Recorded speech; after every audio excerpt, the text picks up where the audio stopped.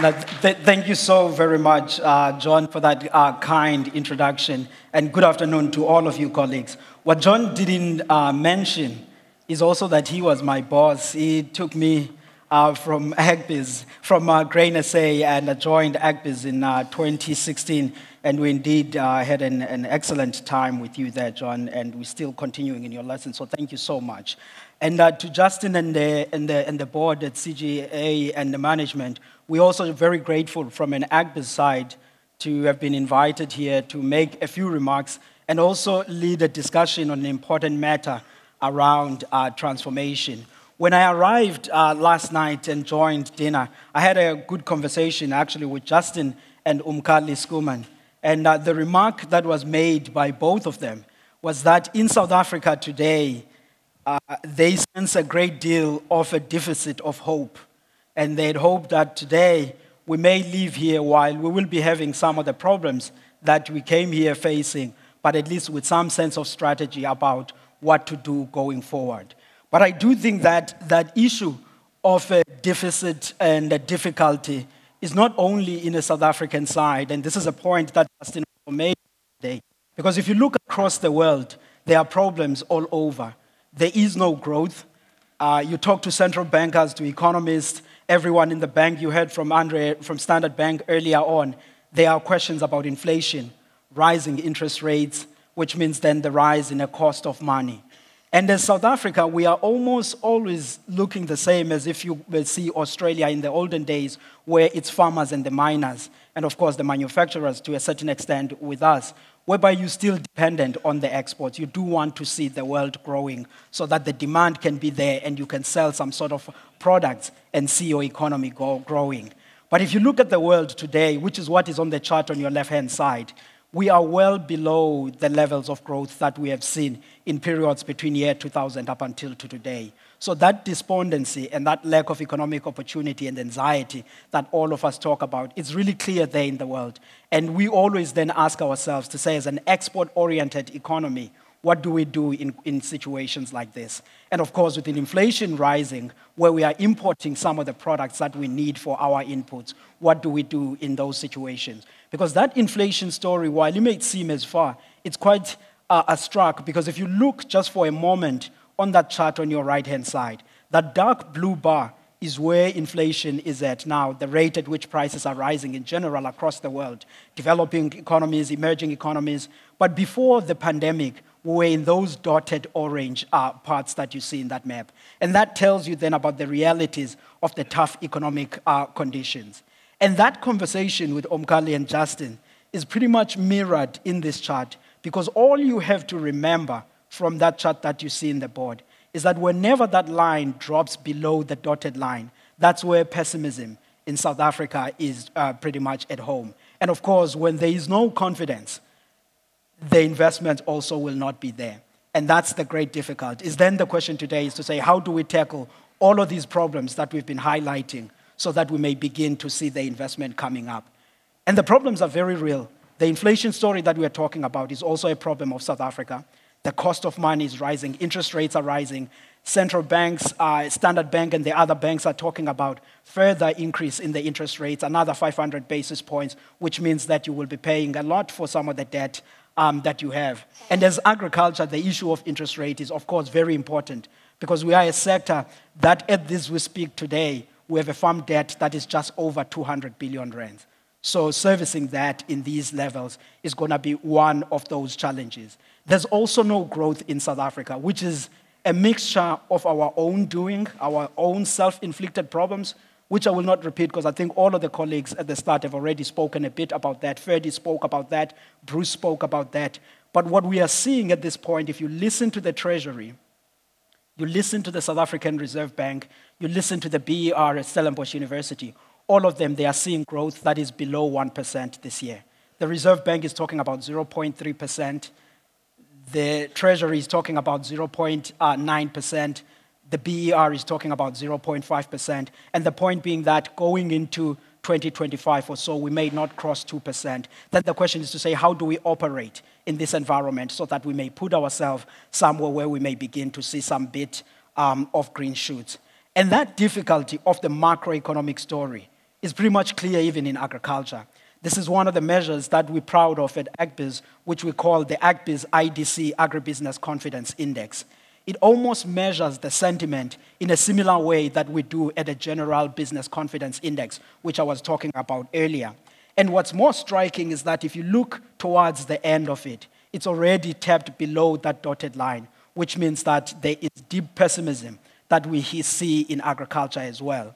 You take this data and you take the fixed capital investment in agriculture, you plot it all on a chart, you'll see that there's good correlation there, which means that as this sentiment begins to show in this way, then we have to ask ourselves about the level of investment that will come into agriculture. And these are some of the deep problems that we're struggling with.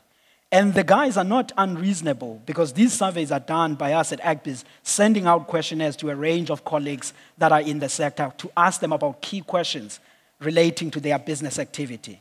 When we ask them these questions, they tell us all consistent answers. The issues of load shedding that Ferdy spoke about, rising input costs, many of you have complained about this, issues of animal disease beyond the sector that we're sitting in today, and of course the issues of geopolitics. Dion spoke about that, and the global economic story. These are all of the things that I think they mirror what you're all facing, and we see it, we are picking it up in the sentiment position. But I do think that there is some wisdom on that conversation that Justin and Umkali were having last night, of saying we have to turn around the pessimism point. Because if you look across literature, and there's a study I got from Professor Johan Kirsten, it was published at the World Development Journal, which was talking about the agricultural importance in the economy. And the key insight that came out of that study was that growth in agriculture can be 2 or 3 times more effective in reducing poverty than the same equivalent amount of growth in any other sector of the economy. Which means then we are sitting in a much more important sector here in this room when it comes to the problems of South Africa. And all of us as South Africans, we know that we are struggling with about 3 problems. The issue of low growth, high unemployment, and inequality. Then the question is to say, how do we use our sector to make sure that we confront those? And agriculture does hold promise into resolving some of those problems. But of course, many problems that we fix, these were talked about. Ferdy spoke at length about these. But I want to underscore some of the points that he made, that there are external problems that are there that we cannot do much about. We take them as a given. We say, how do we plan about that?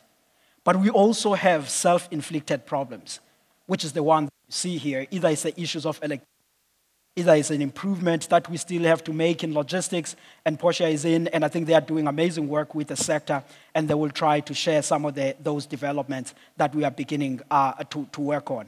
But I do think that there's a lot of work that we need to do as a sector in that part. But if I were to summarize, to say from an AgBiz perspective, when we look broadly in agriculture, what are some of the key issues that keep us up at night? And John will say we haven't worked much since he left, but John, is the problems that they haven't changed.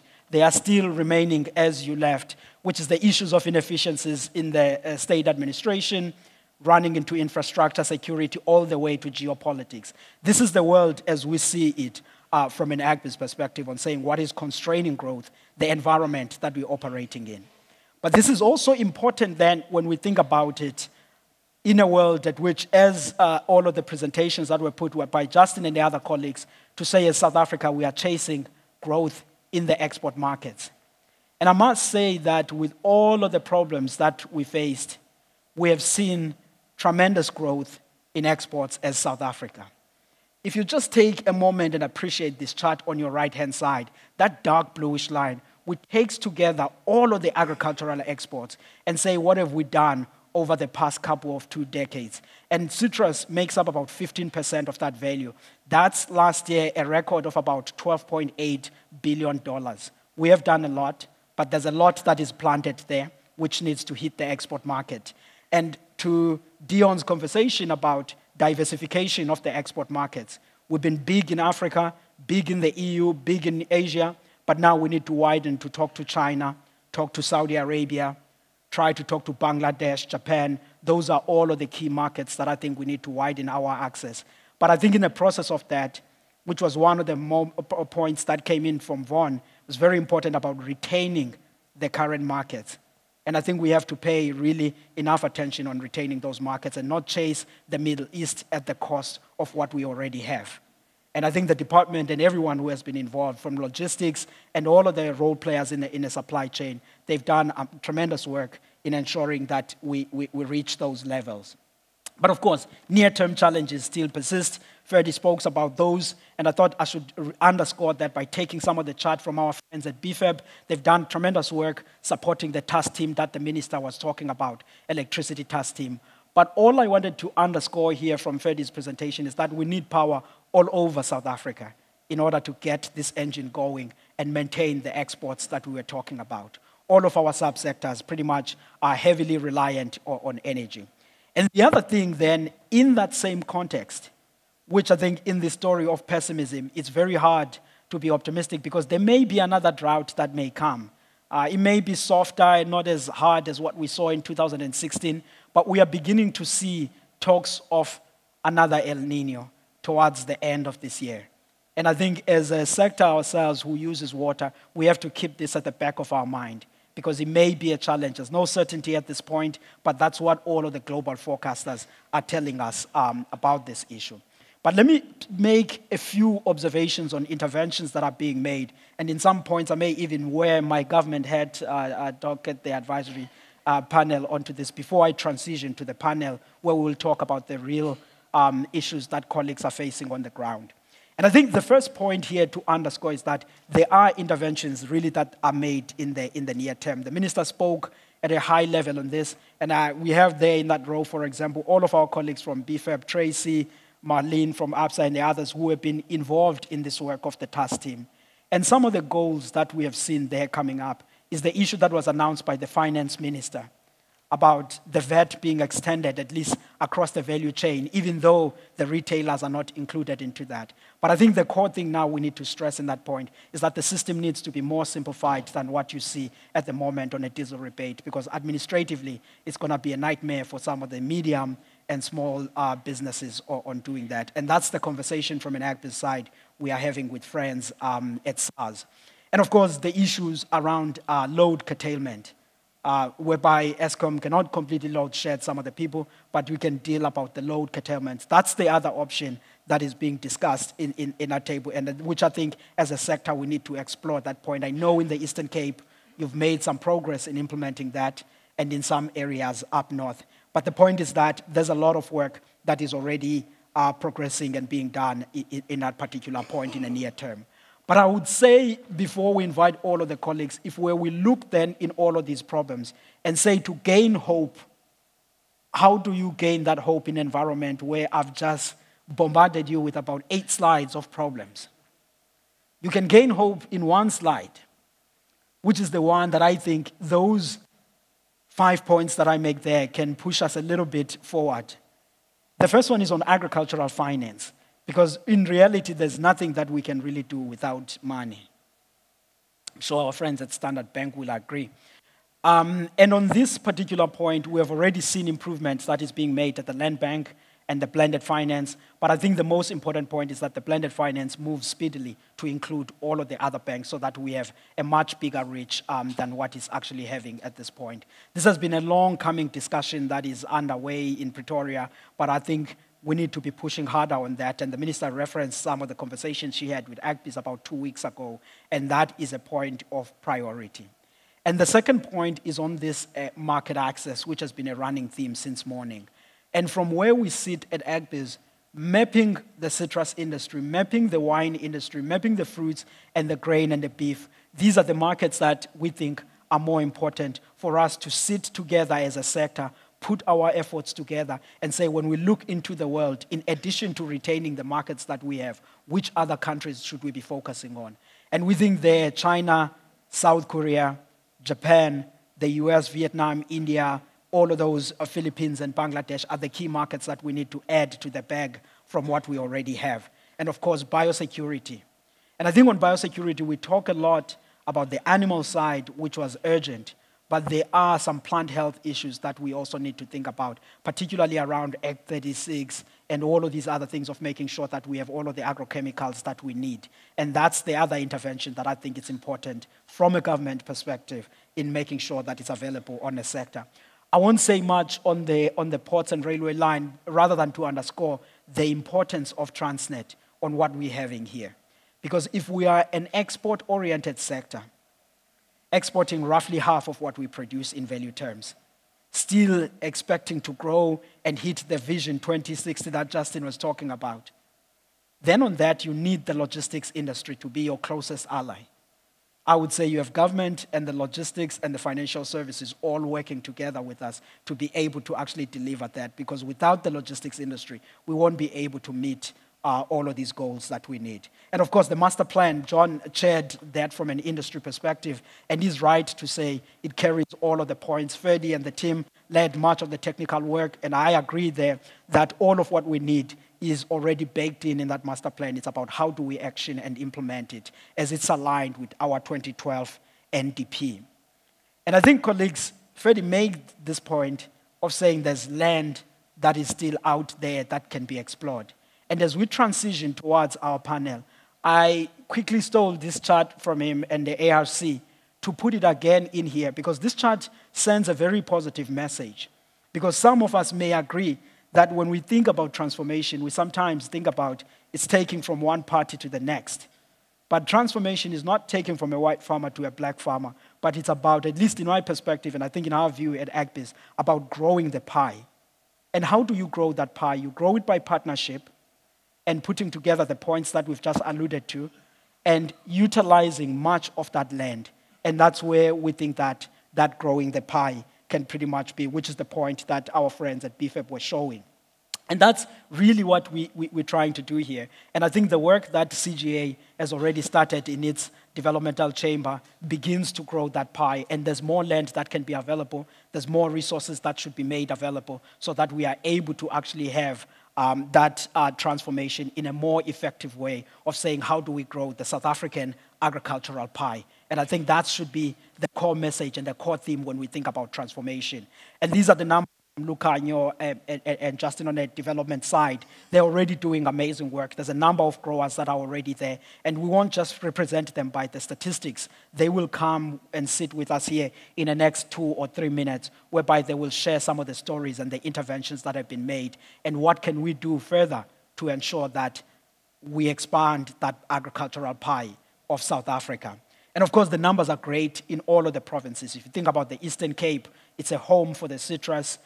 You think about the folks in the northern parts of the country, they're already doing amazing work onto this. And these slides, colleagues, will be made available by Tanya, all of them, to all of those that request. I saw many people taking a bit of some of these numbers.